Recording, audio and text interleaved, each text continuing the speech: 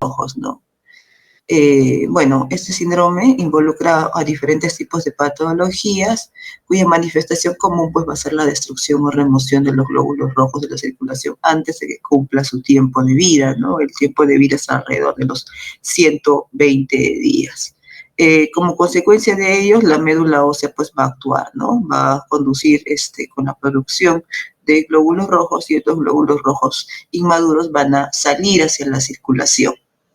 Podemos valorar en lo que es el frotis periférico, por ejemplo, con la evidencia de eritroblastos o glóbulos rojos que todavía están en proceso de maduración, ¿no? Eritroblastos, así como también a un aumento de reticulocitos.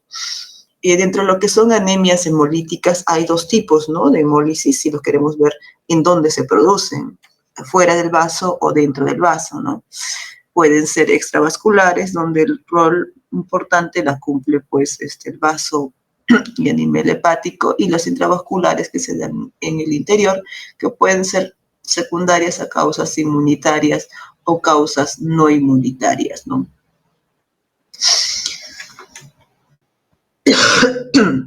Ya. Las hemólisis extravasculares se pueden clasificar o han sido clasificadas las hemólisis extravasculares como tal de acuerdo al sitio en donde se producen, ¿no? Estas se producen por fuera del vaso y se dan cuando surgen como consecuencias posterior a una fagocitosis, por ejemplo, o cuando es lisado por algún tipo de una enzima. Hay diferentes tipos de agentes que pueden estar relacionados a la destrucción de los glóbulos rojos fuera del vaso, como por ejemplo una hemólisis inmunitaria mediada por anticuerpos calientes, los fármacos o alteración de la membrana de los glóbulos rojos, como sucede, ¿no? En las esferocitosis o en las eritocitosis. Sin embargo, por otro lado, tenemos a las anemias intravasculares, donde la hemólisis se va a llevar en el interior del vaso. Diferentes causas están asociadas a hemólisis, agentes provenientes del exterior del eritrocito, por ejemplo, anticuerpos fríos, las anemias microangiopáticas, anemias ocasionadas por agentes infecciosos tipo paludismo, por ejemplo, o por un veneno, por algún fármaco, alteraciones de las membranas, como en el caso de la hemoglobinuria paroxística nocturna, o cuando vamos a encontrar alteraciones en el interior del glóbulo rojo, como sucede en la deficiencia enzimática de la glucosa 6-fosfato, ¿no? Se debe a diversos tipos de causas, como podemos ver, tanto la anemia intravascular, así como también las anemias extravasculares. Ahora, en cuanto al tiempo, ¿no?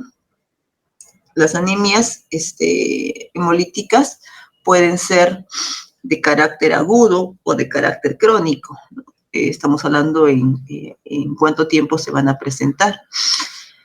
Agudo, una reacción hemolítica, por ejemplo, post-transfusional, ¿no? Que es inmediata.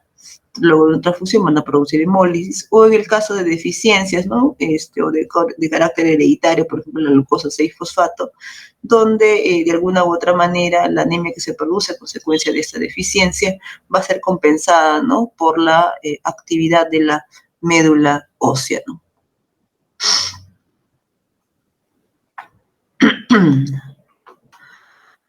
Bueno, en esta imagen lo que apreciamos nosotros es la clasificación de las anemias hemolíticas según la causa, ¿no? Primaria y el tipo de hemólisis, ¿no? Hemólisis que se dan en el interior, las que se dan en el exterior, aquellas, ¿no? Ocasionadas por agentes que están fuera del glóbulo rojo, ¿no? O alteraciones de la membrana, o aquellas que se deben a alteraciones del interior del glóbulo rojo. Por ejemplo, ¿no? Tenemos anemias hemolíticas que se dan en el interior y que provienen de un agente externo, es decir, no es propio de la estructura del glóbulo rojo.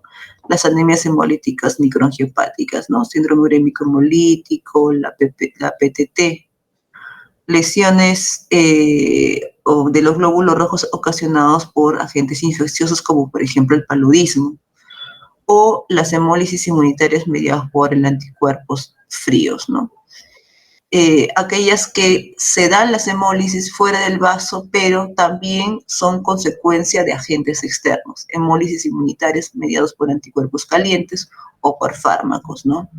Si son procedentes de alteraciones de las membranas, ¿no? Hemoglobinuria paroxística nocturna, en el caso de anemias que se dan en el interior del vaso, o defectos hereditarios, ¿no? Como las esferocitosis en el caso, ¿no? De anemias hemolíticas que se dan fuera del vaso, ¿no?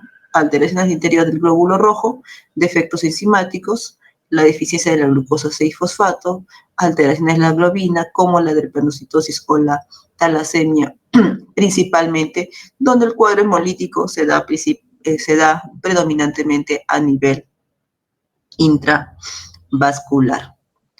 Para nosotros poder pensar en una anemia hemolítica, ¿no?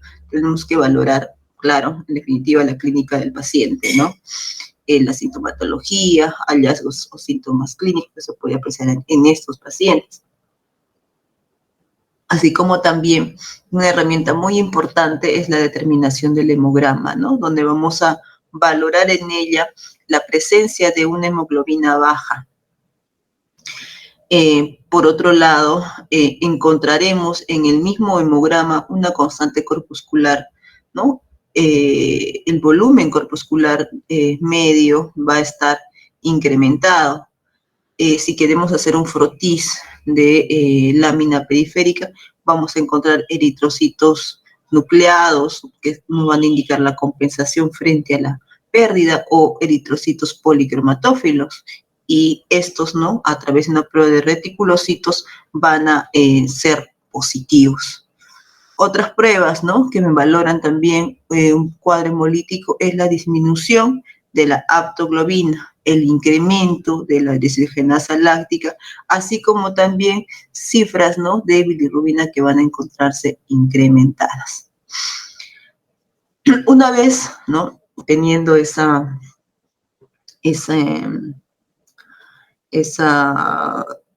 hallazgos, ¿no? Indirectos de una anemia de causa probablemente hemolítica, el siguiente paso es la prueba de Coombs. La prueba de Coombs me va a poder determinar si esta anemia hemolítica, ¿no? Es de carácter inmune o no la es, ¿no? Si mi prueba de Coombs directa es negativo, entonces estaré hablando de una anemia hemolítica de origen no inmunológico. Sin embargo, si mi prueba de Coombs directa es positivo, probablemente esta causa de anemia sea pues una anemia hemolítica de origen inmunológico.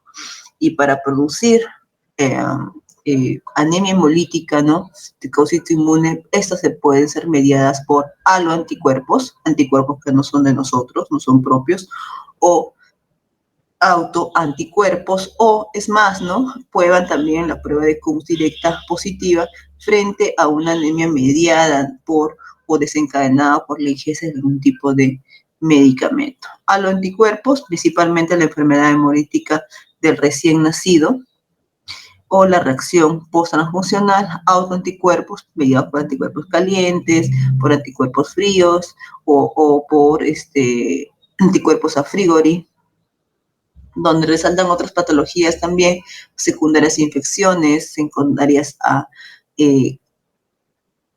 cuadros, ¿no? De síndromes de linfoproliferativos crónicos. Esta es una imagen en la cual nos muestra la clasificación de los diferentes tipos de anemias hemolíticas inmunológicas. Aquellas mediadas, ¿no? De causa autoinmune, que pueden ser por anticuerpos calientes, por anticuerpos, ¿no? O aglutininas frías, pueden ser mixtas. Tenemos también de las autoinmunes por la hemoglobina paroxística o a frigori. Tenemos las anemias hemolíticas autoinmunes, ¿no? Que son pruebas Coombs directa negativa, que puede ser de causa primaria, es decir, idiopática, o de causa secundaria, a cuadros como linfoma o lupus. Y otras, ¿no? Como la anemia hemolítica inducida por drogas o las anemias hemolíticas aloinmunes, ¿no? Esta es la principal clasificación de las anemias inmunológicas. hemolíticas autoinmunes, las inducidas por drogas y las hemolíticas aloinmunes, y cada una, ¿no?, con las posibles causas que podrían estar asociadas a ellas. Y es así como vamos a desarrollarlas, ¿no? No hablaremos de todas, pero sí mencionaremos a las más importantes. Entonces, las anemias hemolíticas autoinmunes, ¿no?, se caracterizan por la formación, ¿no?, de anticuerpos que inducen la destrucción acelerada de los glóbulos rojos, ¿no? Los hallazgos clínicos y laboratoriales tienden pues mucho parecido, por no decir que son iguales, ¿no? Anemia, aumento de bilirrubina, desogenasa láctica incrementado, disminución de lo que vendría a ser la aptoglobina.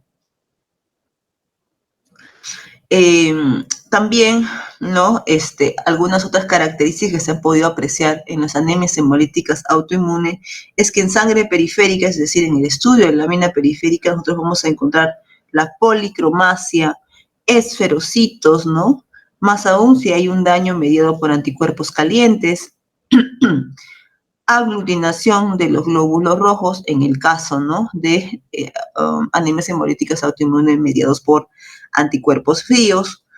Podemos encontrar también eritrocitos con múltiples núcleos, ¿no? Para determinar si la causa se debe, ¿no?, a esta causa inmunitaria, no olvidarse que hay que hacer la prueba de Kuhn directa, que detecta la sensibilización in vivo, ¿no?, de la superficie de los glóbulos rojos, ya sea por anticuerpos de tipo IgG, por C3d o por ambos de estos componentes, ¿no?, que son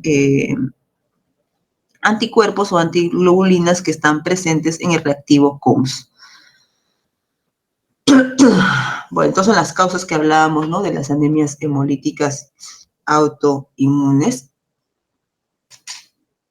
Esta anemia es mucho más frecuente, ¿no?, en sexos femeninos a comparación de los varones, y se han asociado a diferentes tipos de enfermedades también, ¿no?, colegenopatías, artritis, lupus, enfermedades linfoproliferativas, enfermedades también malignas u otras, ¿no? Entonces, bajo ese contexto, es posible o esperable encontrar una anemia hemolítica autoinmune. Bueno, esta es la clasificación de las anemias hemolíticas que hace un momento les mostré, donde informé, ¿no?, de que vamos a hablar sobre ellas, ¿no?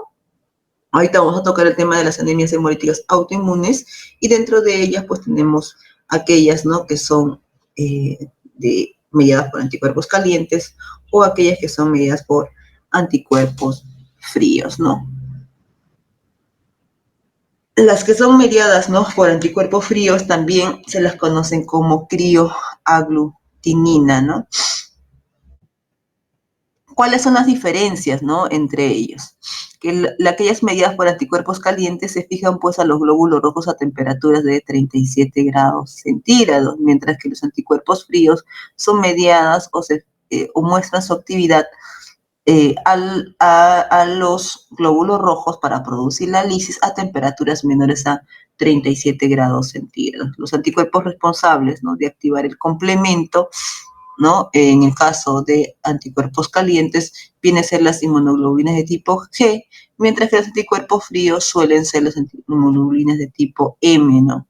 Los anticuerpos calientes ocasionan un tipo de hemólisis, que son hemólisis extravasculares, mientras que los fríos intravasculares no activa el complemento, los anticuerpos calientes, y la lisis, ¿no?, mediada por los anticuerpos fríos, se debe a la activación del complemento. En su mayoría, ¿no?, cuando buscamos la especificidad frente a qué tipo de antígenos del glóbulo rojo son reactivos estos anticuerpos, en el caso de anticuerpos calientes van a mostrar con todos los antígenos de glóbulo rojo, ¿no? Es decir, son pan-reactivos. Así como también una diferencia que tienen los anticuerpos fríos es que muestran contra antígenos específicos, ¿no?, principalmente contra el antígeno I, y en el caso, ¿no?, de otra enfermedad que es la enfermedad de anemia paroxística, contra el antígeno P. Bueno, dentro de lo que es el diagnóstico, el laboratorio, ¿no?, valorar cómo está mi hemograma, dentro del hemograma mis índices mi RDB, ¿no? Que va a estar incrementada, la BCM también, el recuento de reticulocitos, todo eso nos hace referencia, ¿no? A anemias regenerativas, la leucocitosis, neutrofilia con desviación izquierda. En el caso, ¿no? El examen de frotis, policromasia, nacicitosis, esferocitosis, eritroblastosis. Y desde el punto de vista macroscópico, incluso nosotros podemos a valorar, ¿no? Autoaglutinación. Bueno, este es un frotis, ¿no? de un cuadro de una anemia hemolítica autoinmune, donde solamente vamos a ver, ¿no? Los cambios morfológicos, ¿no? Microscópicos. Nosotros no podemos decir en base solamente al frotis que se trata, pues, de anticuerpos fríos o de anticuerpos calientes, donde vemos, pues, por ejemplo, la presencia, ¿no? De un eritrocito, un eritroblasto. Vemos anisocitosis, ¿no? Diferentes tamaños de los glóbulos rojos, policromacia, ¿no? Glóbulos rojos policromáticos. Y es más, algunas estructuras que dan la imagen como si fuesen esferocitos, ¿no? Que son algunos hallazgos propios de una anemia hemolítica. La autoaglutinación, ¿no? El glóbulo rojo, sin adicionar nada, ¿no? Se aglutina y muestra esta imagen, ¿no? Las crioaglutininas presentan esta actividad y se ven potenciadas, sobre todo cuando nosotros los sometemos a temperaturas o al frío, ¿no? Con temperaturas que están alrededor de los 4 grados centígrados. Adicionalmente, ¿no?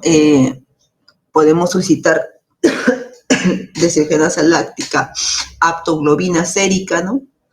Bilirrubina indirecta que va a estar elevada, hemoglobinas en orina, ¿no? Va a haber hemoglobinuria, el pedir hemosiderina en orina, urobilógeno fecal o urobilógeno en orina. Luego de tener ¿no? el concepto, ¿no? De que probablemente estamos frente a una anemia hemolítica, es buscar, ¿no? Determinar la causa a través de test inmunohematológicos, ¿no? Principalmente el test de antiglobulina, ¿no? Directa, y también el test de antiglobulina indirecta. Ante un test de antiglobulina directa positivos, nos habla de una enfermedad autoinmune, pero no nos determina cuál de ellas, ¿no? Si es por drogas, si es que esta se debe a una reacción transfusional reciente, o si es que esta es autoinmunitaria como tal, ¿no? ¿Qué cosa yo valoro en una prueba de Coombs directa positiva? Lo que yo voy a determinar son esos anticuerpos que están impregnados o pegados sobre la superficie del glóbulo rojo, así como también el complemento, ya que lo que voy a agregar es una antiglobulina humana que entre sus componentes, sobre todo los poliespecíficos, tienen, ¿no? Anticuerpos dirigidos para la inmunoglobulina, ¿no? IgG, y para el componente o el complemento, ¿no? Al encontrarse, ¿no? Esta antiglobulina humana con estos anticuerpos, ¿no? Con estos complementos van a ser afines y van a formar una malla, y esto es lo que nosotros apreciamos de manera macroscópica o conocemos como aglutinación, y es así que se habla de prueba de Coombs directa positiva.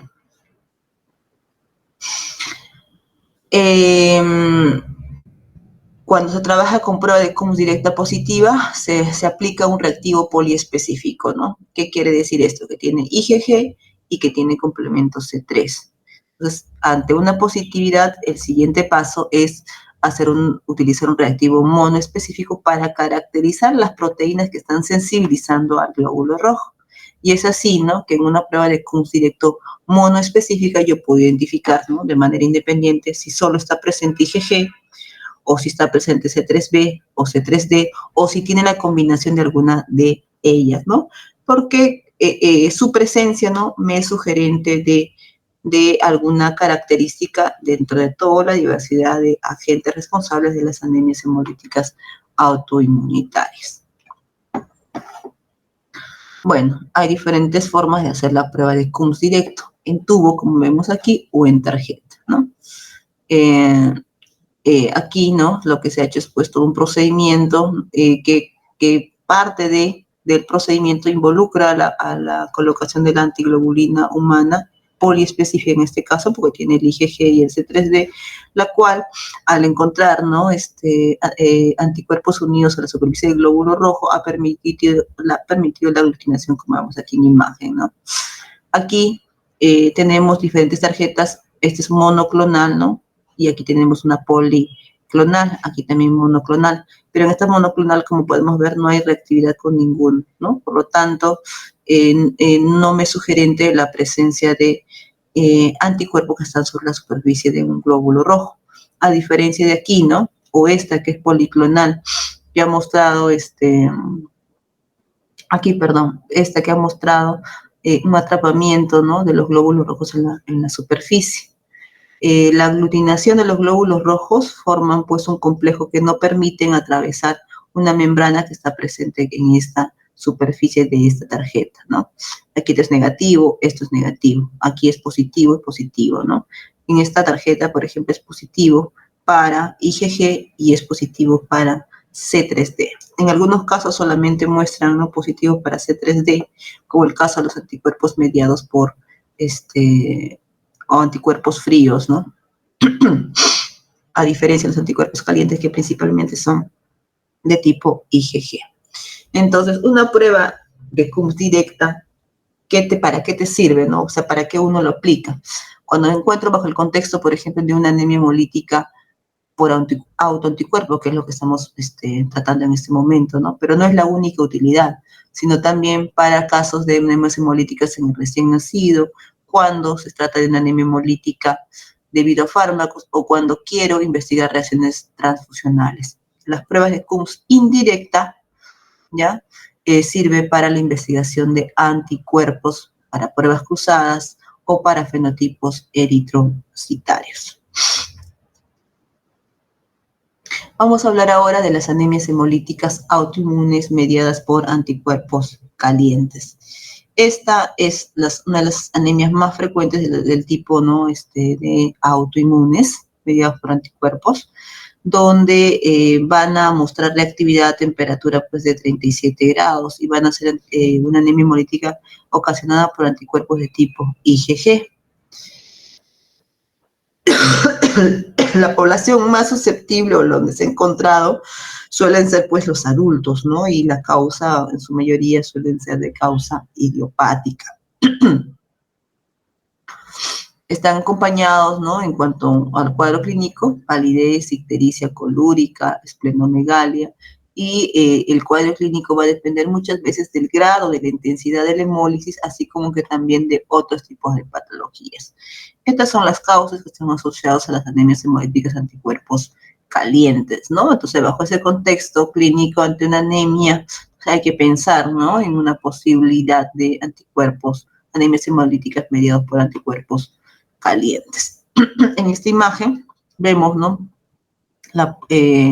cómo es su actividad frente a la prueba de CUMS directa, ¿no? Es positiva, ¿no? Estamos frente a una anemia hemolítica autoinmune, pero cuando hablamos de CUMS directa monoespecífica, se ha visto, ¿no?, que en un 10 a un 14% solamente es positivo para C3d y ha mostrado positividad en un 85% de los casos solo para IgG o otros, ¿no?, que están involucrados entre el 85% para IgG más C3d.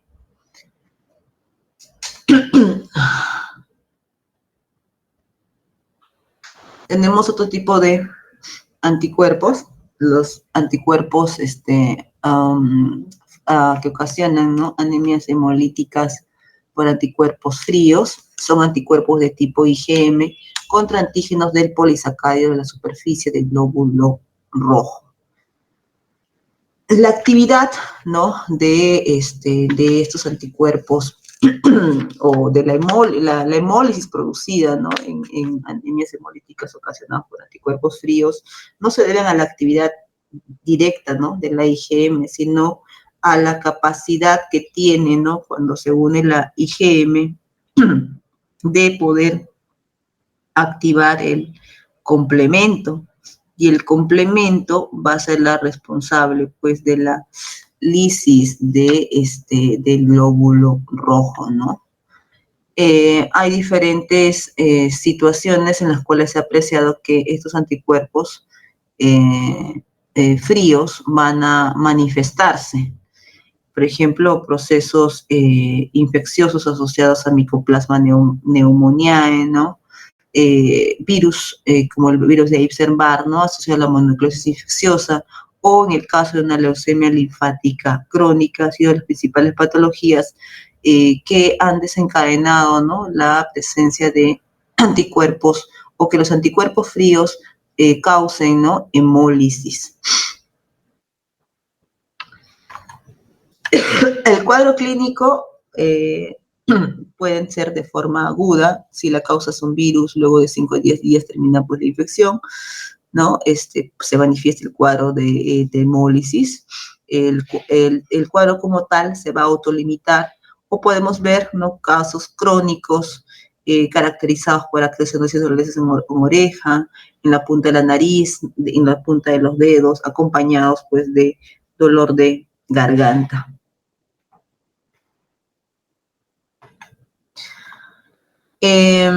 Tenemos también el síndrome de aglutinina frías, o también conocido como que se caracteriza por la presencia de crioaglutininas, donde el mayor grupo de personas susceptibles son personas mayores a los 65 años, ¿no? Y dentro de la clínica resaltar la presencia de atrocianosis, ¿no? Y las orinas oscuras. El frotis, ¿no?, el comportamiento del hemograma, el recuento de reticulocitos, están similares como cualquier tipo de anemias hemolíticas. Esta es una imagen en tubo, ¿no?, de la que nos muestra aglutinación de los glóbulos rojos, las que se potencia cuando en estos pacientes, ¿no?, que tienen el síndrome de aglutininas frías, su muestra es colocada o procesada a temperaturas inferiores a 4 grados centígrados. Dentro del CUM directo, ¿cuál es el común, ¿no?, para aquellas anemias hemolíticas en anticuerpos fríos? Que sea antiglobulina IgG, ¿no?, negativa, y muestran positividad para el complemento, ¿no? Vamos a encontrar complemento C3 positivo en mi CUMS mono específico. Y cuando se ha hecho la investigación de qué antígenos o contra qué o estos anticuerpos de tipo IgM, contra qué antígenos, ¿no?, de la superficie del glóbulo rojo están dirigidos, han determinado que van contra los antígenos Y. Por lo tanto, ¿no?, esta especificidad es contra, o la especificidad, ¿no?, que se presenta es dada, ¿no?, gracias a los anticuerpos contra los antígenos Y, ¿no?, o los anti-I. Y estos anti-I se han asociado, pues, secundarios a una neumonía por micoplasma. Y bueno, mononucleosis infecciosa y linfoma también han sido los responsables. Bueno, aquí vemos, ¿no?,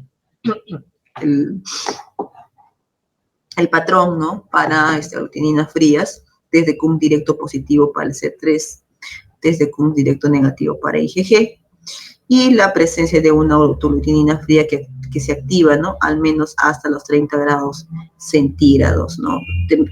Temperaturas superiores no van a activar, ¿no?, esta autoaglutinina. Y el título, ¿no?, de las crioaglutininas o las autoaglutininas se hace cuando esta muestra del paciente se somete a temperaturas de 4 grados centígrados, apreciándose títulos que superan, ¿no?, los 256, ¿no?, al momento de hacer la titulación o la dilución.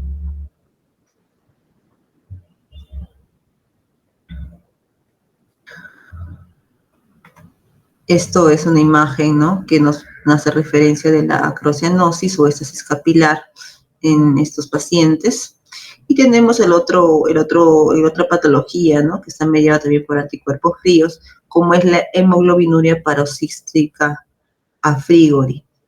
Esta es, en su mayoría, ¿no? Se presenta en niños, a diferencia de la anterior que era en personas ya de mayor edad, secundarias a un cuadro de infección vírica reciente, ocasionadas también con un cuadro de anemia grave, rápidamente progresiva,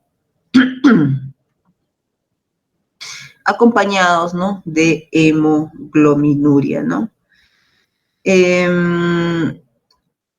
Se ha encontrado en el frotis, ¿no? Algo quizás diferente a la hemoglobinuria, a la enfermedad o la mediada por aglutininas, ¿no? La eritrofagocitosis por los neutrófilos. Hay reticulopenia en algunas circunstancias, ¿no? No acompañados necesariamente por reticulocitosis. Aquí hay un cuadro comparativo en donde se diferencian, ¿no? Estos dos casos, la hemoglobinuria mediada o parasística Frigori, mediada por anticuerpos de tipo IgG, y aquella síndrome de aglutininas frías, ¿no? Principalmente la caso de inmunoglobulina de tipo IgM, ¿no? Desde el punto de vista clínico, si bien es cierto en ambas hay anemia, con todos los hallazgos que corresponden a una anemia hemolítica, la presentación de la anemia es de carácter más brusca o brusca en una hemoglobinuria paroxística a Frigori. Ambas, ¿no? Pueden ser secundarios a un proceso infeccioso, ¿no? El grupo poblacional, ¿no? Infantil o niños, ¿no? Se han asociado a la hemoglobinuria paroxística Frigori, y en caso, ¿no? Del síndrome de aglutininas frías, principalmente en adultos mayores. Queda resaltar, ¿no? De esta imagen, la especificidad anti-I, ¿no? Cuando se ha hecho la investigación frente a qué tipos de anticuerpos o qué tipo de anticuerpos estaban dirigidos frente a qué tipos de antígenos del glóbulo rojo, era el anti-I. Y en el caso, ¿no? De la hemoglobinuria paroxística Frigori, han visto, ¿no? Que está presente frente al antígeno P. O sea, luego de hacer la prueba de Coombs, cuando buscaron la especificidad, determinaron que los anticuerpos contra el P eran los asociados, ¿no? O responsables de esta hemólisis intravascular en una hemoglobinuria paroxística a Frigori. ¿Qué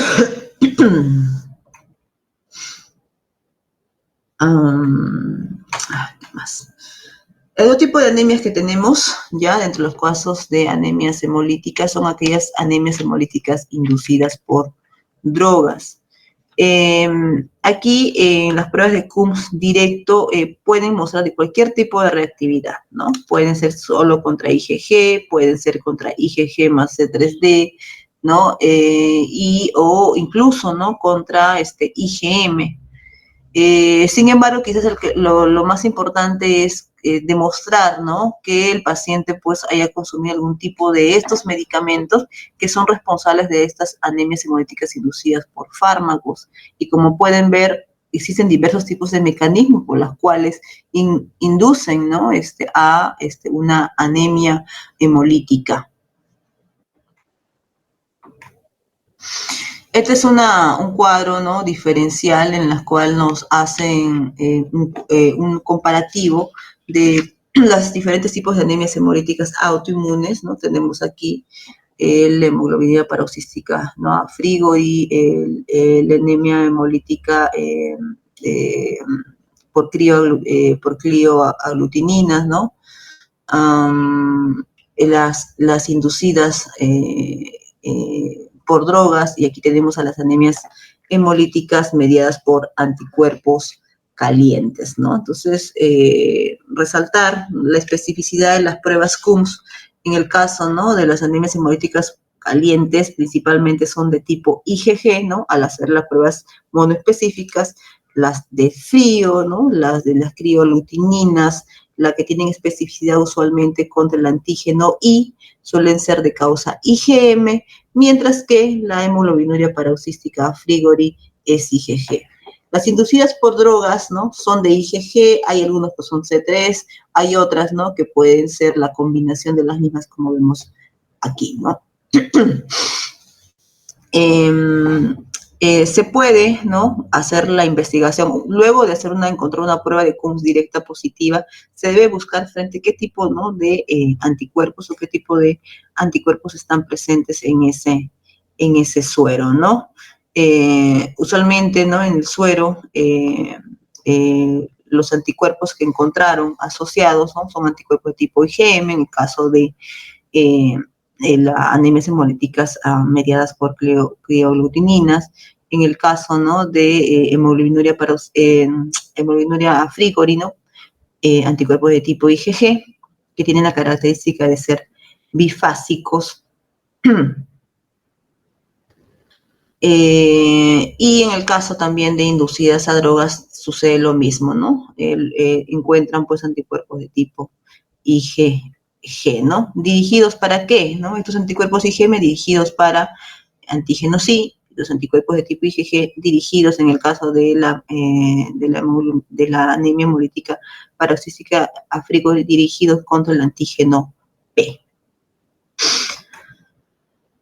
Bueno, aquí hay otro cuadro, ¿no?, que nos habla pues más de lo mismo, ¿no? Cómo es que muestran su reactividad la 3 del test de Coombs directo, ¿no? Y en dependencia si es que es IgG, si es que es solamente positivo para el complemento, si es que es positivo para IgG, para el complemento, cuál de las posibles anemias hemolíticas podrían ser, ¿no? Entonces, esto es lo que informa el laboratorio, ¿no? Te informa primero la positividad frente a las pruebas Coombs, positivo, y te puede hablar, ¿no?, también de la especificidad, cuando hablamos del mono específico, ¿para cuál de ellos? ¿No? Positivo para IgG, ¿a cuántas cruces? ¿No? Te pueden decir una cruz, 2 cruces o 3 cruces, ¿no? O si solo es positivo para complemento y negativo, ¿no? Para IgG rayita negativo, o positivo para complemento 3 cruces, ¿no? Y cuando tú tienes esas 3 cruces, te tienes que plantear todas estas posibilidades, ¿no? Principalmente aglutininas frías. Pero sin embargo tenemos pues 2 posibles causas, ¿no? Entre las principales, ¿no? Dentro de las frías, valorar pues el antecedente quizás de un proceso infeccioso, valorar la clínica, ¿no? Si esta clínica es de carácter abrupto, por ejemplo en hemoglobinuria paroxística frigori, ¿no? Una anemia hemolítica abrupta tras un cuadro de proceso infeccioso, o si el paciente tiene un cuadro de neumonía, ¿no? Una neumonía típica, ¿no? Tipo por micoplasma neumoniae, que me hace un cuadro de hemólisis, lo más probable es que se trate pues de una anemia hemolítica mediadas, ¿no?, por anticuerpos de tipo IgM específicas, ¿no?, para anticuerpos I.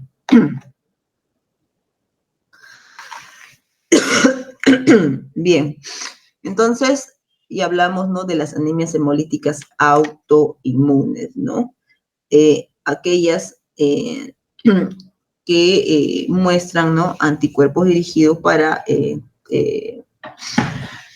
componentes eritrocitarios que uno mismo las genera, ¿no? Y aquí tenemos a anemias hemolíticas aloinmunitarias, es decir, para anticuerpos dirigidos contra antígenos de eritrocitarios que no eran nuestros, ¿no?, que eran de otras personas. Que estas anemias hemolíticas pueden causar un tipo de hemólisis, y el tipo de hemólisis que ocasiona suelen ser hemólisis intravascular. Aquí tenemos principalmente, ¿no?, a las anemias que ocasionan una reacción hemolítica perinatal, que puede ser dentro de los grupos, ¿no?, principalmente contra el antígeno D, la CRH, o bien contra el sistema ABO. No son las únicas reacciones hemolíticas perinatales, pero principalmente se dan contra estos 2 tipos de sistemas. También tenemos las reacciones hemolíticas posttransfusionales.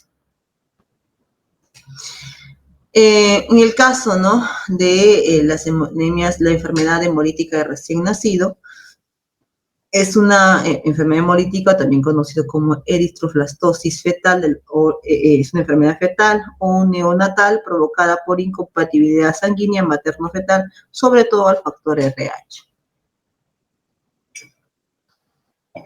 Sin embargo, también se ha visto incompatibilidades ABO, ¿no?, que son las causas mucho más frecuentes si lo queremos comparar con el sistema RH, ¿no? Aunque también existen otros grupos sanguíneos que pueden asociarse a enfermedades hemolíticas perinatales. ¿Qué pasa, no?, si queremos nosotros determinar las enfermedades hemolíticas, ¿no?, en el recién nacido, principalmente sobre el ABO y el RH. Tenemos que ver primero bajo qué situación, ¿no?, de grupo sanguíneo es la mamá o el papá de ese recién nacido, ¿no? Uno podría esperar un cuadro de una enfermedad hemolítica. Y ya si no tenemos o no sabemos ello, ¿no? Durante el control prenatal, ya en el posparto, si estamos frente a un cuadro de hemólisis de un recién nacido que nace con ictericia, ¿no? Con anemia, entre otros hallazgos de anemia hemolítica, determinar cuál es el grupo sanguíneo de la mamá y cuál es el grupo sanguíneo del recién nacido. No son los únicos, como pueden ver ustedes aquí en imagen, tenemos múltiples grupos donde están asociadas las anemias hemolíticas en el recién nacido, por ejemplo, para lo que es el KEL, el LAFI, el C y el S también se han visto, ¿no? Reactividad. Para yo poder identificar los anticuerpos, tengo que primero, ¿no? Investigar, ¿no? A través de una prueba Coombs. Una prueba Coombs directo al bebé y una prueba de Coombs indirecta a la mamá, ¿no? ¿Por qué hacerle a la madre, no? Porque yo puedo así titular la cantidad de anticuerpos y su importancia, como dice aquí, ¿no? Ha aumentado en los últimos años, sobre todo por el uso de una profilaxis cuando estoy bajo el contexto de una mamá RH negativo que me puede hacer pues la enfermedad de la eritroblastosis ocasionada por incompatibilidad de RH, ¿no? Esta es una imagen de cómo es que una mamá que es RH negativo concibe, ¿no? A su producto RH positivo.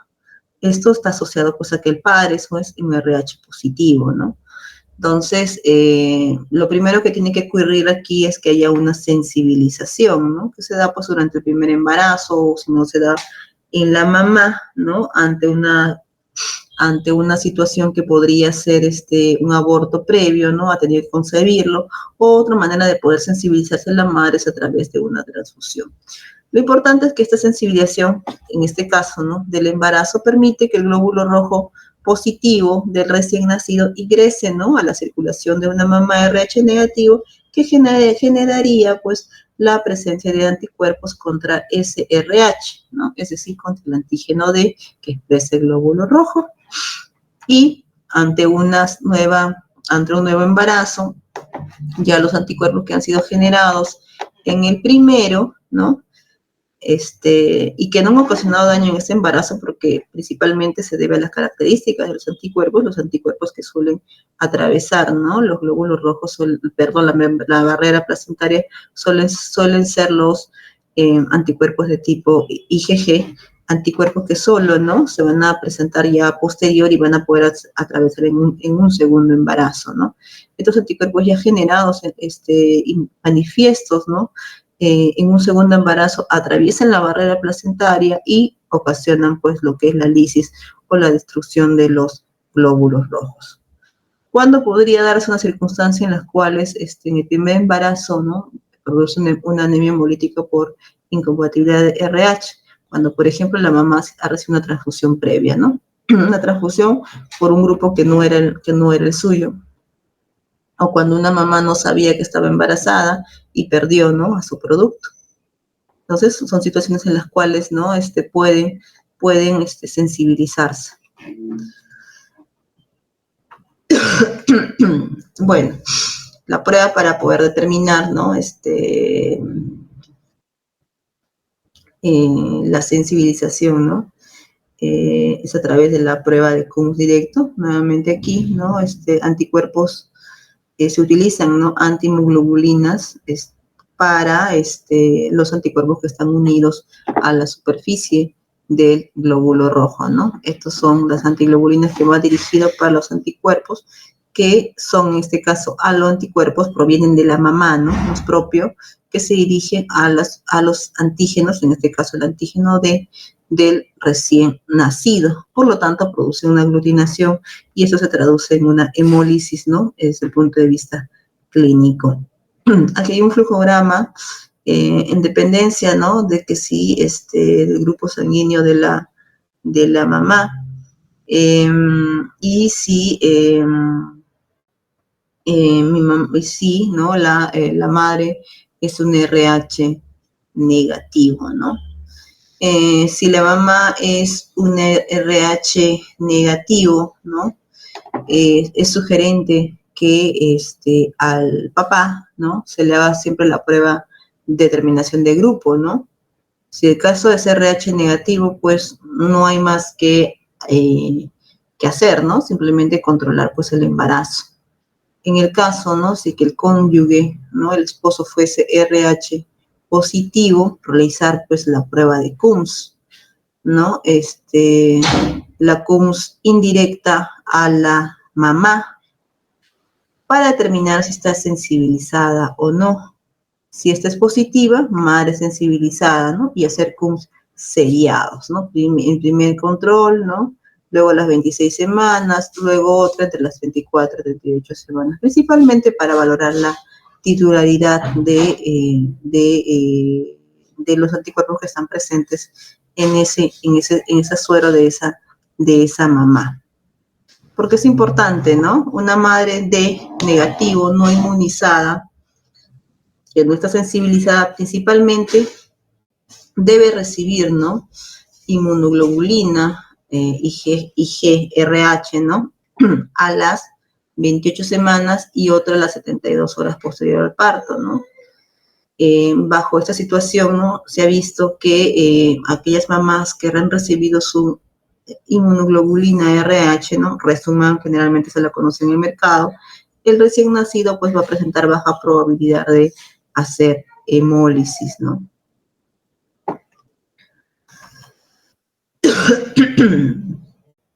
Mencionaba que no es la única manera de poder hacer la determinación o hacer una hemólisis, ¿no? En el recién nacido, sino también tenemos la enfermedad hemolítica por incompatibilidad de agua, ¿no? Donde la mamá es de grupo O, ¿no? O, y el feto es AA o bien BB. Es la causa más frecuente, ¿no? Y se debe por el pasaje, ¿no? De anticuerpos naturales anti-A o anti-B, que no necesitan, pues, sensibilizarse o no dependen su formación, ¿no? De una inmunización previa, ¿no? Ya que una persona que es de grupo O, en su sangre tiene circulando anticuerpos anti-A y anti-B, ¿no? Y estos anticuerpos se han ido ganando, pues, conforme han ido pasando los años a través, por ejemplo, de contaminación bacteriana o a través de alimentos. Esa es la manera como uno genera anticuerpos para lo que no tiene o anticuerpos naturales. Esos anticuerpos que se generan, ¿no? Principalmente anticuerpos de tipo IgG, lo que van a hacer es atravesar la placenta, ¿no? Y dirigirse contra los glóbulos rojos del recién nacido, ¿no? En el caso de ser de grupo sanguíneo A, los anti-A actuarán, ¿no? En casos de los grupos sanguíneos B, los anti-B van a mostrar su actividad y ocasionando la lisis. Por ello, ¿no? Afecta al primer embarazo, ¿no? No sucede como en el anti-D, que es de ser sensibilizada, afecta pues en el segundo embarazo. El cuadro clínico de esta patología pues suele ser menos catastrófica comparado con la otra, ¿no? Aquí también nosotros vamos a encontrar por prueba de Coombs directo positivo, ¿no? Vamos a encontrar signos de anemias hemolíticas, ¿no? LDH incrementada, hiperbilirrubinemia en algunos casos, ¿no? Quizás no tanto la magnitud como en la incompatibilidad por RH. Bueno, en esta imagen apreciamos cómo es el diagnóstico, ¿no? En el recién nacido, qué pruebas pedir. Grupo sanguíneo, importante, ¿no? Para saber si es que la hemólisis, ¿no? Se está debiendo a la incompatibilidad de grupo, principalmente ABO o bien el antígeno D. En hemograma, ¿no? Valorar la anemia, valorar mi volumen corpuscular, mi test de Coombs directo, ¿no? Para ver, ¿no? La presencia de estos glóbulos que están impregnados o que tienen en su superficie los anticuerpos que están ocasionando lisis, y la bilirrubina también, ¿no? Para valorar el riesgo, sobre todo, a que con una determinada bilirrubina pueden asociarse a kernicterus, ¿no? En la mamá, ¿no? Para diagnosticar la sensibilización, la materna, el grupo, desde Coombs indirecto, ¿no? Y puedo hacer también una identificación o valorar, ¿no? Este cuadro, ¿no? De enfermedad hemolítica en el feto, utilizando otro tipo de exámenes como ecografía Doppler o cardiotocografía, ¿no? Cuando se encuentra todavía, ¿no? El producto en el seno de la madre. Bueno, estos son los títulos, ¿no? Que son sugerentes para o alto riesgo de hidros, ¿no? Títulos mayores al 1.32, al 1.32, ¿no? En el momento de las del CUMS indirectos, alto riesgo, ¿no? Títulos menores, bajo, ¿no? O moderado. Bueno, hay que evaluar, ¿no? La severidad de la anemia, hematocrito, prueba de CUMS directa, la sangre, ¿no? En la sangre del cordón, ¿no? En el bebé. Podemos también hacer en esa sangre del cordón recuento de reticulocitos o bilirrubinas. Ya al recién nacido, ¿no? Grupo sanguíneo, RH, en el cordón, recuento de Matías y valoración de hemoglobina y hematocrito, la prueba de CUMS directo, la bilirrubina en suero. Y bueno, estos son algunos de los exámenes, ¿no? Que deberían de hacerse, como la determinación de bilirrubina, ¿no? Si bien es cierto, existen un test que es el test de Kramer que te permite estimar, ¿no? El nivel de bilirrubinemia, el más específico, ¿no? Para determinar el nivel de bilirrubina, más que el clínico, pues es la determinación en laboratorio, ¿no? Cifras que están alrededor de 6 miligramos por decilitro van a indicar severidad, ¿no? Hay otra prueba que es la saturación de albúmina que mide el índice de riesgo para poder hacer kernícteros, ¿no? Otros hallazgos, leucocitosis, reticulocitosis, ¿no? 6% nos indica una forma leve, el 40-50% una forma grave, ¿no? De la enfermedad en esos niños, en estos recién nacidos. Lo característico, ¿no? Anemia, reticulocitos, normoblastos, ¿no? Que está presente en una anemia hemolítica. También sucede en la enfermedad, pues, por incompatibilidad de grupo, trombocitopenia, leucocitosis con desviación izquierda. Y bien, ahora vamos a hablar de los otros tipos de anemias hemolíticas mediadas por aloanticuerpos, y estas son las reacciones hemolíticas post-transfusionales, ¿no? Si hablamos post-transfusionales, estamos asociando a que son después de una transfusión, ¿no? Lo que estamos transfundiendo, cuando transfundimos glóbulos rojos, transfundimos pues hematíes, ¿no? Hematíes que muchas veces la persona que los está recibiendo no los va a poseer, y por lo tanto van a estar presentes los anticuerpos contra esos glóbulos rojos por los cuales son transfundidos. Existen anticuerpos que son anticuerpos naturales por el sistema ABO y anticuerpos inmunes, ¿no? Que necesitan una sensibilización previa, sistema RH, KEL, entre otros, ¿no? Esta anemia hemolítica post-transfusional, pues, caracteriza por la destrucción de los hematíes mediadas por anticuerpos de receptor y se acompaña de la activación de mediadores de la inflamación y de la coagulación.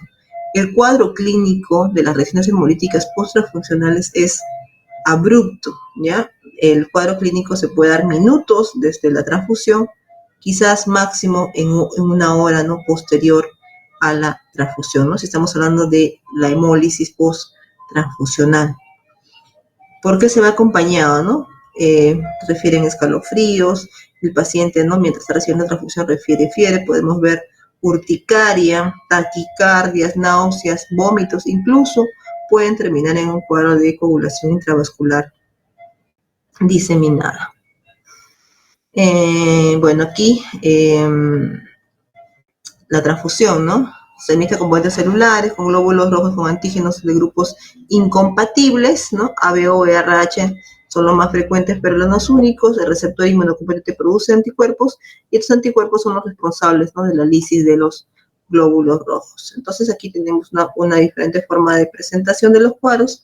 Va a depender, ¿no? De la cantidad también de antígenos que se está pasando, ¿no? De cómo es que reacciona la persona frente a esta cantidad de antígenos, y esta es la manifestación, ¿no? Pueden llegar a shock e inclusive a lo que vendría a ser la insuficiencia renal.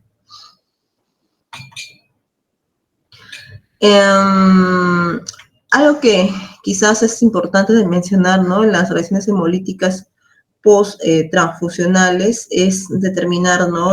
Cómo está mi prueba de Combs, ¿no? La prueba de Combs directa va a ser positiva. Voy a encontrar hemoglobinas en la orina, ¿no? Y va a haber hemoglobinemia también a nivel sérico. Mi hemoglobina va a estar disminuidas, pero los niveles de bilirrubina todavía no se van a manifestar. Aproximadamente de 2 a 3 días recién voy a esperar cambios en lo que es la bilirrubina.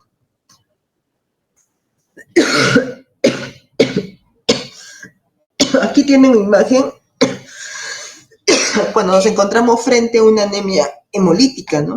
Yo mencionaba de que es básico hacer una prueba de Cummus directa, ¿no? Y una prueba de Cummus, la PAD, que dice acá PAD positiva.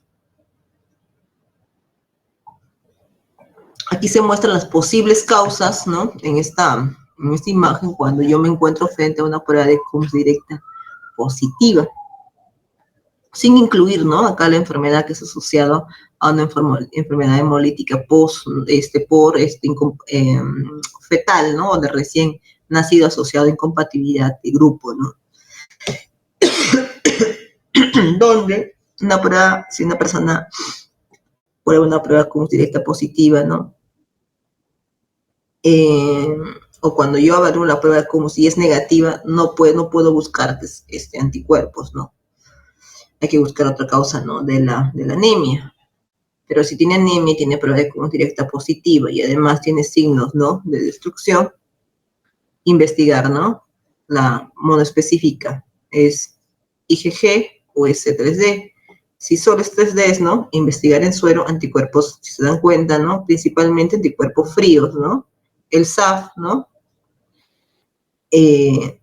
La hemolítica mediada por aglutininas frías o la hemoglobinuria paroxística frío, ¿no? Entonces, ¿cómo yo puedo determinar eso, no? En lo que es SAF, pidiendo, ¿no? El título, pidiendo la investigación de crioaglutininas, y me van a reportar en títulos. Y en el caso, ¿no? De la prueba, ¿no?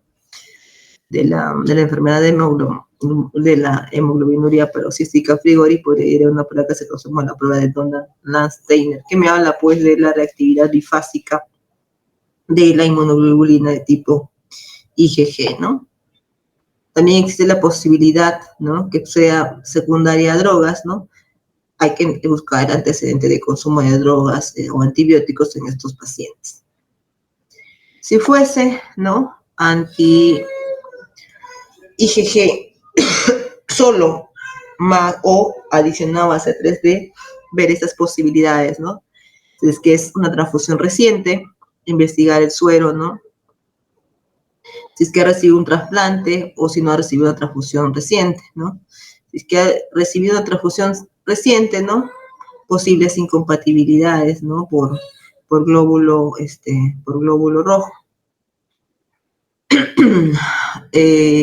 En el caso, ¿no? De trasplantados, por ejemplo, investigar el suero, investigar, ¿no? al glóbulo rojo del donante, así como también, ¿no? El glóbulo rojo del receptor. Bueno, aquí tenemos otro protocolo de diagnóstico de las anemias hemolíticas, ¿ya?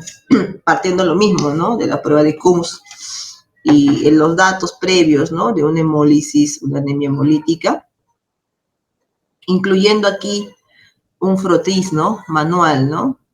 Si es que hay alguna, la presencia, por ejemplo, de histocistosis, eritrobastosis, ¿no? Y en dependencia de ello, ¿no? Ver, ¿no? Patologías, ¿no? Historia familiar, o si no existe, ¿no? Una historia familiar.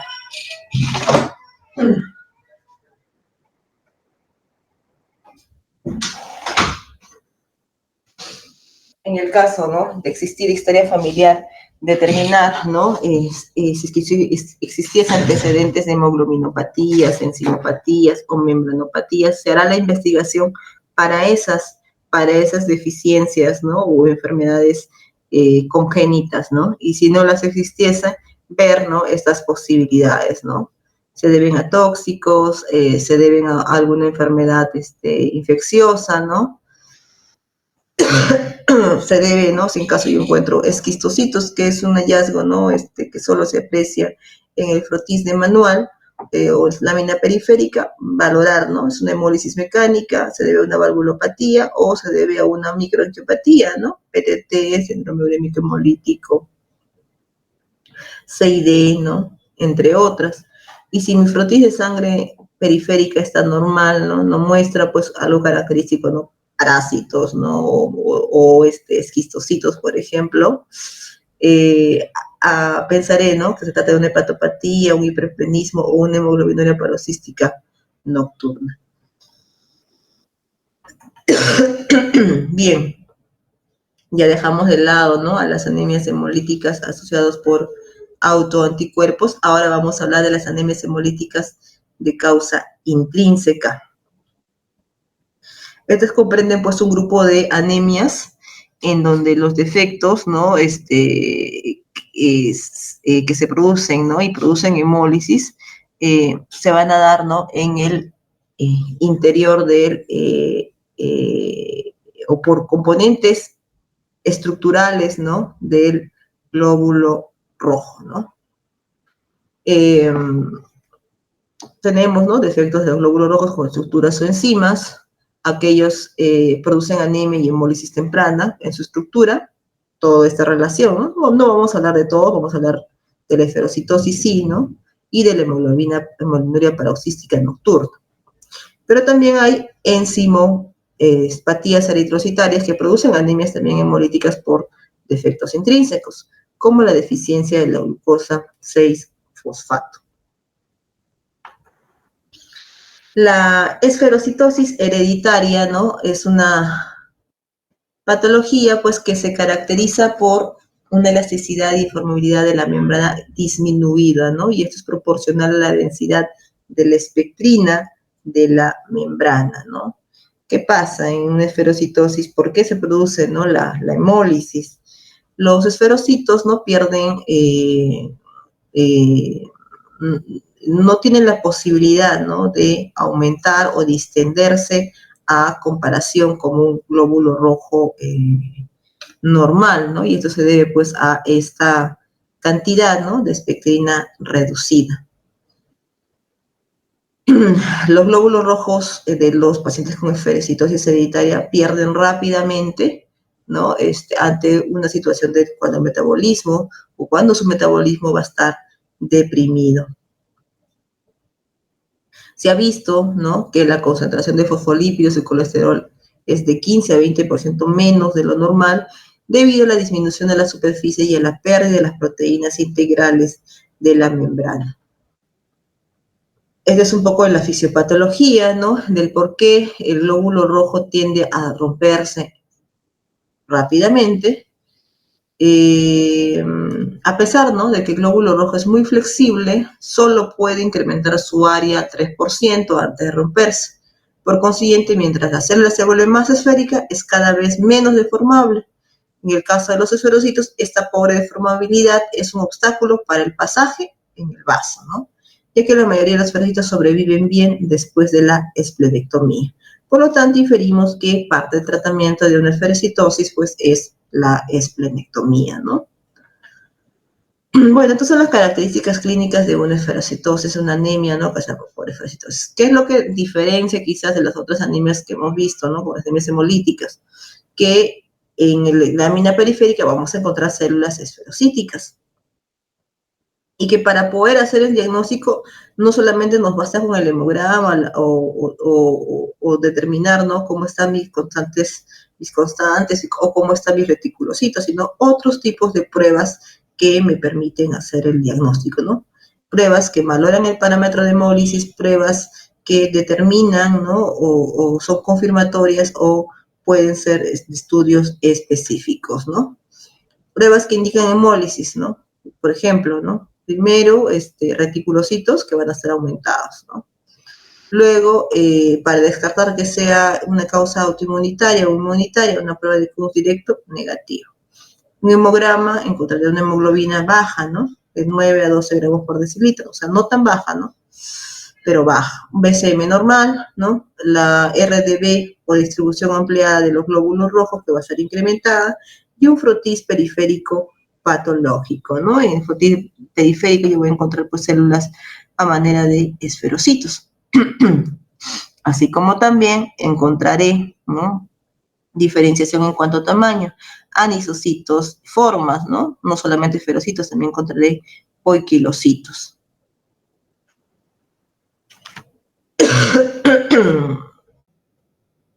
En mi bioquímica encontraré disminución de la concentración de la lactoglobina, la bilirrubina sérica indirecta va a estar incrementada. Ahí lo que ven ustedes en flecha es un esferocito, ¿ya? Y célula, ¿no? Glóbulo rojo redondeado, poquito más pequeño, ¿no? Comparado con la célula normal. Esta diferencia de tamaños, ¿no?, se manifiesta pues con la RDB incrementada. Hay diferentes tipos de pruebas, ¿ya? Tenemos pruebas confirmatorias o pruebas específicas. Test de la autohemólisis, valora pues la hemoglobina que se produce una lisis, y esta lisis está aumentada, ¿no? De los glóbulos rojos tenemos 3 de fragilidad osmótica que va a ser aumentada a través, ¿no?, de la curva de la fragilidad osmótica. Podemos hacer una reoscopía o incluso una citometría de flujo. Y test más específicas como la electroforesis Page-SD, ¿no?, que determina cuantitativamente las proteínas de la membrana, ¿no? Me cuantifica la cantidad, pues, de espectrina presente en ese glóbulo rojo. Bien, vamos a hablar sobre estos test, ¿no? Tenemos el test de la fragilidad osmótica, ¿no? El test de la fragilidad osmótica pues tiene el fundamento, ¿no?, de resuspender los glóbulos rojos en concentraciones de cloruro de sodio, ¿no? Concentraciones hipotónicas en realidad, donde en el caso, ¿no?, de los esferocitos que tienen pues o los glóbulos rojos que incluyen, ¿no?, a los esferocitos, van a permitir, ¿no?, que ingrese agua hacia su interior, para tratar de alguna u otra manera contrarrestar el medio, ¿no?, ese medio en el cual, y regular su presión osmótica. Entonces, lo que vamos a medir es al cuánto, ¿no?, de solución hipotónica que está diluida va a empezar o se va a romper ese glóbulo rojo. Los esferocitos, ¿no?, se ha visto que alcanzan una forma esférica, ¿no? Se tienden a distribuir con menor concentración de agua, ¿no?, o con menor cantidad de ingreso de agua hacia el interior, si lo queremos comparar con células normales, ¿no? ¿Esto qué quiere decir? O cómo se manifiesta, ¿no? Que presentan una fragilidad osmótica incrementada. Bueno, se utiliza, ¿no?, una solución hipotónica de cloruro de sodio, ¿no?, que absorben el agua, se hinchan, se adquieren la forma esférica y se hacen más frágiles, destruyéndose. El incremento de la fragilidad conduce a la lisis de los glóbulos rojos, ¿no? Estos son los que muestras necesitamos para hacer una prueba de fragilidad osmótica, ¿no? Una muestra de sangre que esté en un tubo con un tubo anticoagulante de DTA, y dentro de lo que es el procedimiento como tal, pues se van a colocar, ¿no? Se van a necesitar diferentes tipos de tubos, los cuales tienen diferentes concentraciones con cloruro de sodio, ¿no?, soluciones hipotónicas que están a estas concentraciones, ¿no? Y necesitamos una muestra control, ¿no?, que también se encuentran dispensadas o se van a enfrentar a las mismas concentraciones hipotónicas con cloruro de sodio, ¿no? Se agrega la misma cantidad de muestra a todos los tubos, ¿no?, a la muestra problema y a la muestra control con su respectivo, ¿no?, reactivo, ¿no?, para el control. Se deja mezclar bien y se deja reposar, ¿no?, unos 30 minutos, ¿no? Y posteriormente lo que vamos a valorar es la hemólisis, ¿no? A qué concentración, ¿no?, o qué solución hipotónica se ha dado la lisis, ¿no? Tanto la lisis inicial como la lisis total. No, aquí vamos a ver pues que en los esferocitos, ¿no? Van a permitir menos ingreso de agua en concentraciones de cloruro de sodio mayores, ¿no? Si lo queremos comparar con una célula normal, ¿no? Aquí ya empieza a hemolizarse cuando se encuentra una concentración de 0,65, ¿no? De cloruro de sodio, una célula esferocítica. En cambio, ¿no? Con una célula normal, sin problemas de esferocitosis, la hemólisis inicial recién se va a dar una concentración de 0,45, ¿no? A esto se le conoce como fragilidad osmótica incrementada. El problema que tiene este test, ¿no? Desde la fragilidad osmótica es la falta de sensibilidad y especificidad, ¿no? Sobre todo cuando estamos frente a una esferocitosis no muy floridas o enfermedades leves, ¿no? Bueno, esta es una imagen donde se habla, ¿no? De valores normales de hemólisis para un grupo poblacional normal versus una esferocitosis hereditaria, ¿no? La hemólisis se da a una solución hipotónica o una concentración hipotónica de 0,45, ¿no? Para una persona normal, mientras la concentración hipotónica o la concentración de cloruro es mayor, ¿no? Donde se inicia la hemólisis para una esferocitosis hereditaria. No son las únicas, ¿no? Que muestran fragilidad osmótica, ¿no? Diferente. Tenemos, por ejemplo, la enfermedad hemolítica de recién nacido, ¿no? O la anemia hemolítica de tipo adquirido. Hay otras, ¿no? Que muestran una fragilidad osmótica disminuida, como el caso de la anemia falciforme. Bueno, esta es la curva de la fragilidad osmótica, ¿no? Donde nos hace referencia, nos compara, ¿no? Personas normales versus personas que tienen la esferocitosis hereditaria. En la esferocitosis hereditaria uno espera, ¿no? La ruptura de los glóbulos rojos o la hemólisis a concentraciones superiores de cloruro de sodio si lo queremos comparar con la población o el rango normal. Otra prueba que se tiene es la prueba de la autohemólisis. ¿En qué consiste esta prueba? ¿No? ¿No? Es hemólisis con lo propio, ¿no? Primero separar el glóbulo rojo de la muestra y luego, ¿no? Incubarlo contra el mismo suero del mismo paciente, ¿no? Se hace un lavado de los glóbulos rojos y se incuba posteriormente con su mismo suero de ese paciente. Se espera 48 horas y se valora, ¿no? Si se produce o no algún tipo de destrucción de glóbulos rojos o lisis, ¿no? Normalmente se espera pues que haya una destrucción de los glóbulos rojos. Pero esta lisis, ¿no? En el caso de esferocitosis hereditaria, que si bien es cierto es mucho mayor, ¿no? A comparación de una persona normal, ¿ya? La lisis va a ser superada cuando se le agrega pues una cantidad de glucosa, ¿no? Se disminuye la lisis, pero no a la totalidad, ¿no? Como se apreciaría en una persona normal.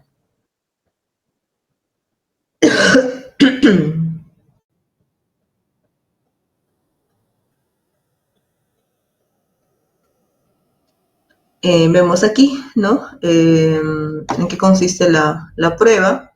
Al final, ¿no? Esta autohemólisis o esta lisis generada va a ser medida a través de un espectrofotómetro, ¿no? Y se calcula ahí el porcentaje de la hemólisis. Lo normal, una persona que se somete, ¿no? a esta prueba sin tener esferocitosis va a hacer hemólisis, ¿no? Contra sus propios glóbulos rojos en un 5% tras ese periodo de incubación de 48 horas, recuperándose, ¿no?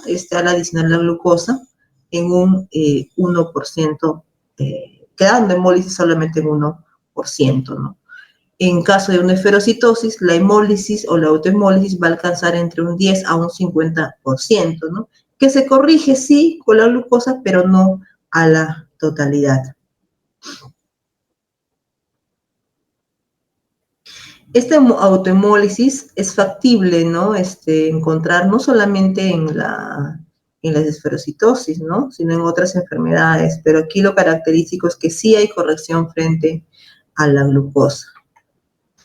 Este es un paciente normal, este es un paciente, ¿no?, con esferocitosis, ¿no? Hemólisis, aquí hay una hemólisis menor que se corrige, como pueden ver, pero sigue habiendo un porcentaje mínimo, ¿no? 1%, si queremos mencionarlo. Aquí, ¿no? Sí hay corrección, pero no a la totalidad, ¿no? Y esa es la otra prueba, ¿no? La prueba de electroforesis en gel de poliacramida, ¿no? Page SD, ¿no? SD de silsulfato de sodio, que nos permiten identificar pues la proteína en la membrana, ¿no? A través de una separación electroforética. Hay diversos tipos de proteínas, ¿no?, que están presentes en el glóbulo rojo. Aquí vamos a cuantificar, ¿no?, la espectrina, que sobreentendemos que va a estar disminuida. La cuantificación pues se hace por densitometría. Quizás esta prueba, ¿no?, es mucho más específica si lo queremos comparar, ¿no?, con lo que es la hemólisis o la prueba de la curva o de fragilidad osmótica que se presenta en otras patologías. Otra enfermedad, ¿no?, de causa intrínseca, ¿no?, del glóbulo rojo que te causa hemólisis es la hemoglobinuria paroxística nocturna, ¿no? Es un defecto adquirido de la membrana que te ocasiona, ¿no?, una anemia hemolítica intravascular que es, menos mal, ¿no?, su frecuencia es muy baja, ¿no? ¿A qué se debe esta patología? Hay una mutación clonal donde las células madre, ¿no?, van a producir glóbulos rojos que van a carecer de proteínas, glucosil fosfatidilinositol, que van a encontrarse normalmente en la superficie, ¿no?, de los glóbulos rojos. Por ejemplo, ¿no?, van a tener el CD55 o el CD59, entre otros CD, ¿no? La ausencia de estos CD van a hacer que tengan la incapacidad de evitar pues la activación de destrucción mediada por el complemento, y es por eso pues que se produce la lisis. Esta enfermedad, ¿no?, también es conocida como la enfermedad de Marchava-Michelli, ¿no? ¿Qué lo desencadena, no? Se ha asociado a enfermedades, infecciones, ¿no?, infecciosas, incluso, ¿no?, secundarias a la vacuna, en pacientes que están cursando con un cuadro menstrual, ¿no?, o que están recibiendo hierro. Han sido de las principales causas que ocasionan, ¿no?, este cuadro clínico, ¿no? Muchos de los casos pueden tener la deficiencia de la glucosa 6-fosfato,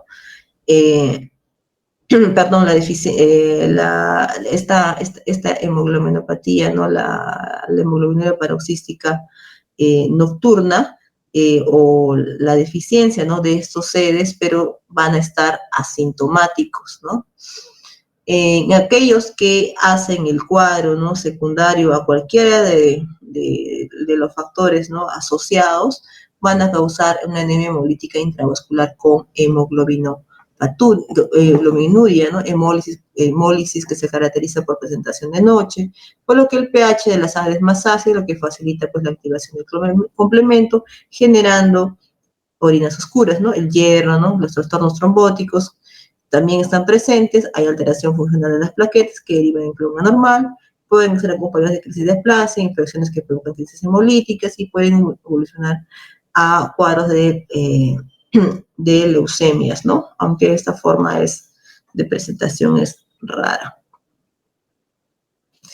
En diagnóstico, ¿no?, evidencias bioquímicas de hemólisis intravascular, hemoglobinemia, hemoglobinuria, disminución de la aptoglobina, aumento de la bilirrubinas indirectas, LDH aumentana, hemosurinurias.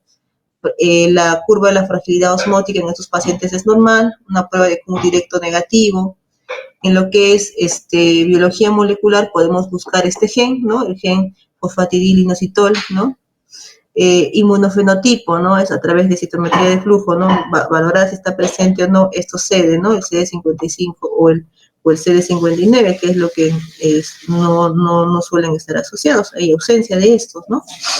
O las pruebas, ¿no? HAM y sucrosa, ¿no? Donde, si bien es cierto, han sido pruebas utilizadas, ya han sido sustituidas, ¿no? Por otras pruebas como la determinación del inmunofenotipo o por la biología molecular, ¿no? Debido a su inespecificidad.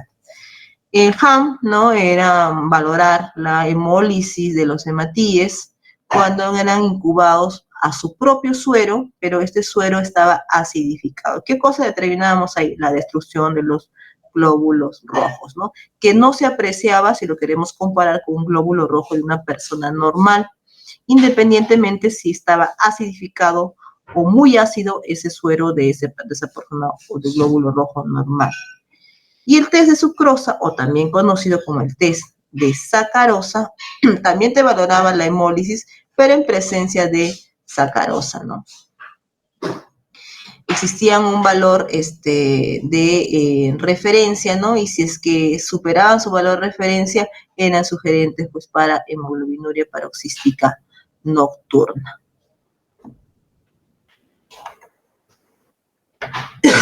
Otra prueba que tenemos, o otra anemia que tenemos, es la deficiencia de glucosa 6-fosfato, ¿no? Esto es una enzimopatía. ¿Por qué se caracteriza, ¿no? esta enfermedad? Por la deficiencia de esta enzima, ¿no? Se considera una enzimopatía común en el hombre, o la más común, y es el quinto defecto congénito a nivel mundial, ¿no?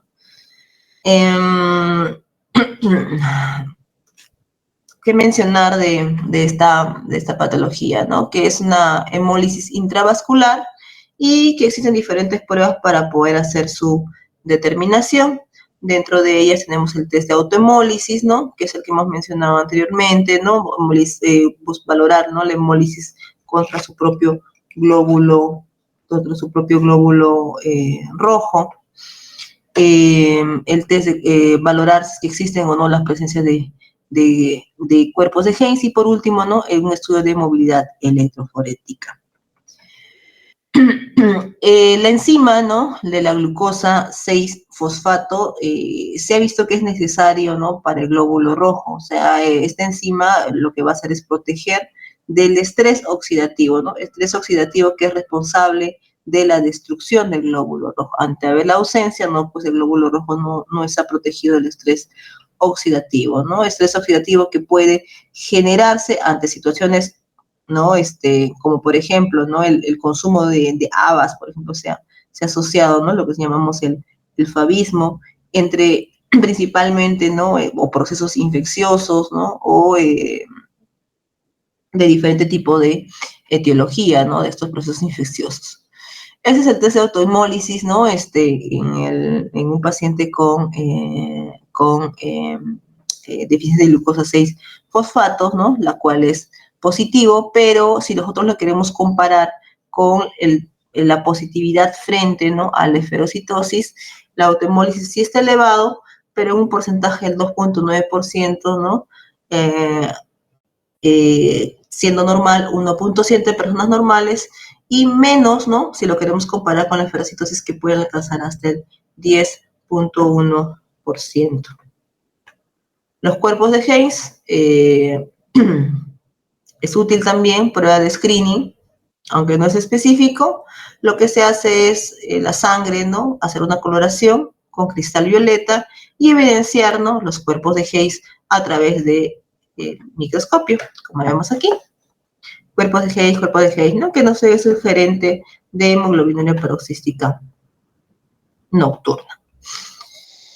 Listo, ahora vamos a hablar sobre otras anemias, ¿ya? Hemolíticas también, pero que son ocasionadas por otros tipos de defectos, ¿no? Hablamos de las autoinmunes, hablamos de los defectos intrínsecos y ahora de causas extrínsecas, ¿no? De causas externas.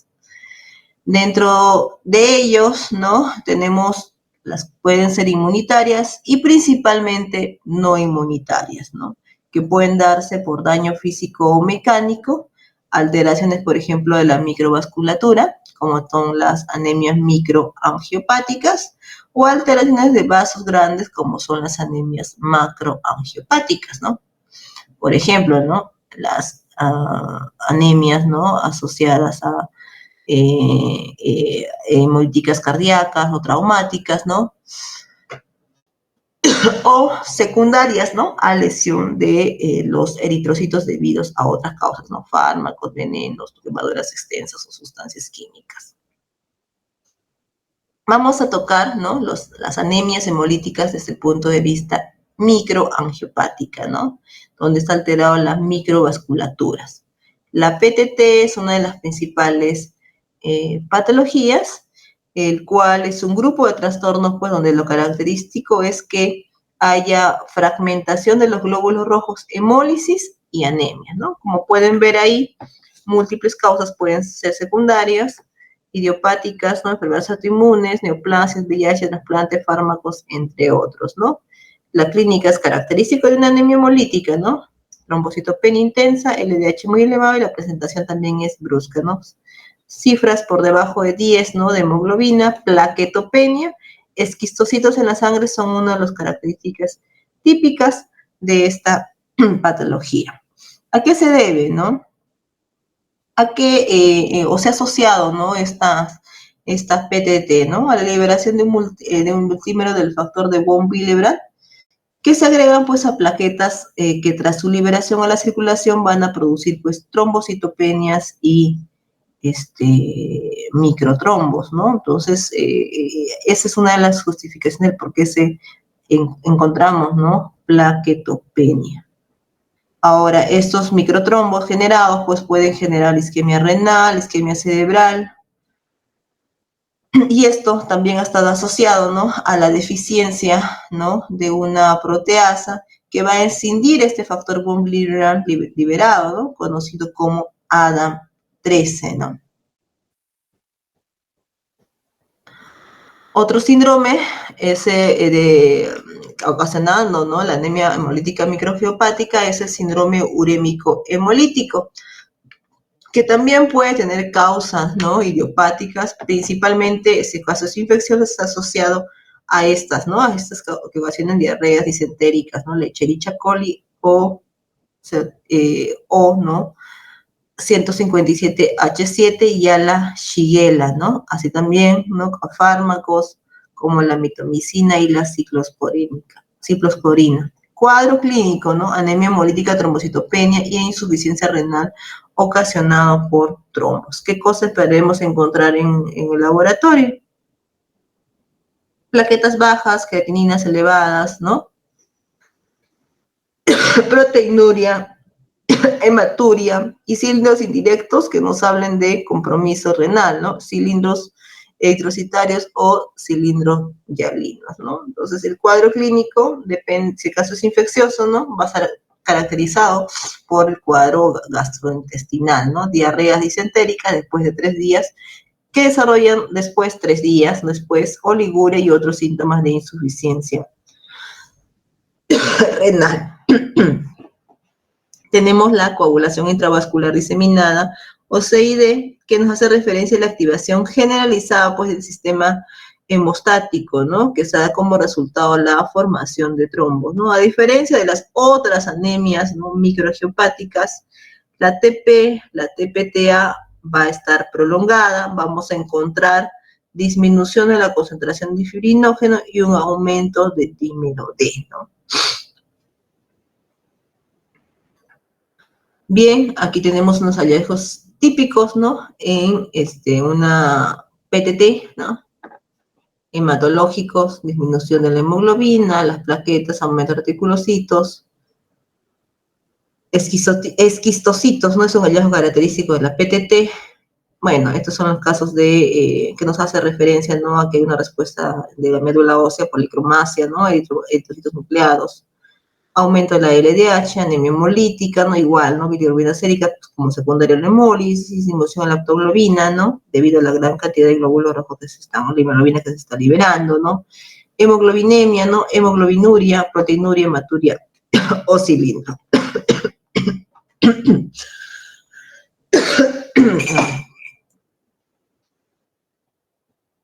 Bien, este es un cuadro diferencial de las anemias hemolíticas microangiopáticas, ¿no? Tenemos aquí el PTT, CID y el síndrome urémico hemolítico. Mencionaba que las anemias no extravasculares pueden, extrínsecas, ¿no?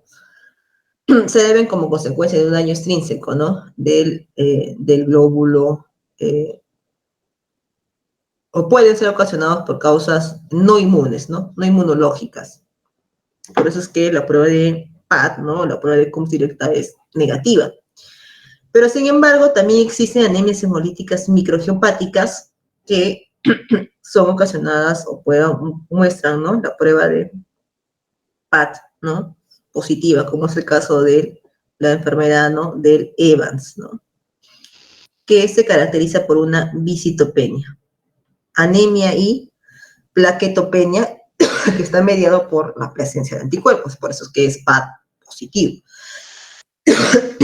Bien, en esta imagen vemos las principales diferencias, ¿no? O el diagnóstico diferencial cuando nos encontramos frente a anemias hemolíticas microangiopáticas.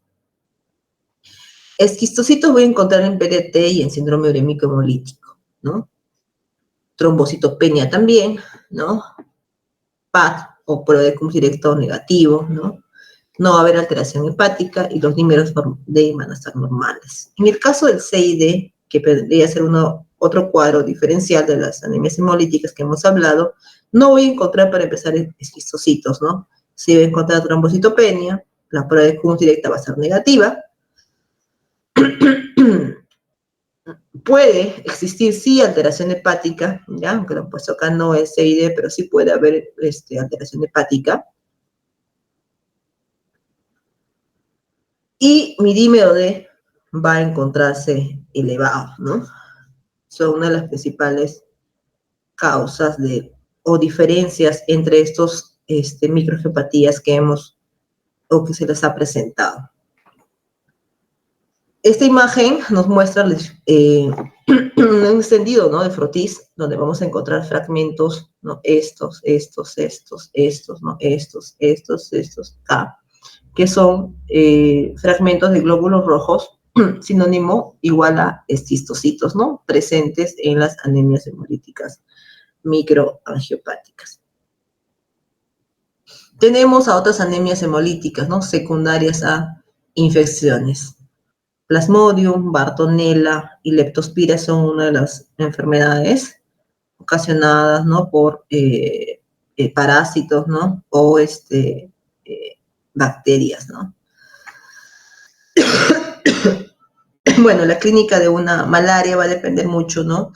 De qué tipo de especie de Plasmodium, ¿no? Esté parasitando, ¿no? En lo común van con fiebre, ¿no? La forma de presentación de la fiebre depende, ¿no? De Plasmodium. Aquí en imagen podemos ver, ¿no? Gametos de Plasmodium falciparum, estos, que están fuera, ¿no? De los glóbulos rojos, así como también estadios más recientes como trofozoitos en el interior de los glóbulos rojos. Encontrar esto y encontrar una anemia hemolítica secundaria, una anemia, ¿no? Y que esté presente, ¿no? Estos parásitos nos hace referencia, pues, de la anemia hemolítica secundaria a este parásito, ¿no? Fiebre, sudoración, cefaleas, mialgias, diarreas, ¿no? Ictericia, esplenomegalia, e incluso, ¿no?